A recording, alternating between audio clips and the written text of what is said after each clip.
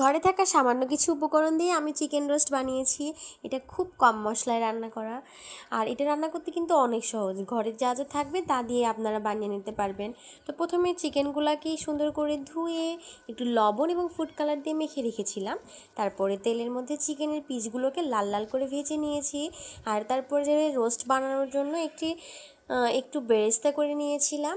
তারপরে একটি কড়াইয়ে তেল, পেঁয়াজ, তার মধ্যে পেঁয়াজ দিয়েছি, তেজপাতা, এলাচ, দারচিনি, জিরা সব কিছু দিয়ে একটু হালকা নাড়াচাড়া করে নিয়েছিলাম। তার মধ্যে দিয়েছি একটু পানি।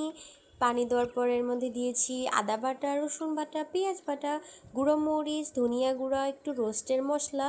তারপরে দিয়েছিলাম মিষ্টি দই, আপনারা টক দই ইউজ করতে পারেন। তারপরে দিয়েছি দুধ। তারপরে মশলাগুলোকে কষিয়ে ভিজে রাখা চিকেনের পিসগুলোকে দিয়েছি। তারপরে কাঁচামরিচ এবং উপর দিয়ে বেরেস্তা দিয়ে একটু হালকা রান্না করে নামিয়ে নিয়েছিলাম। আর তৈরি হয়ে গেল আমাদের চিকেন রোস্ট। Thank you.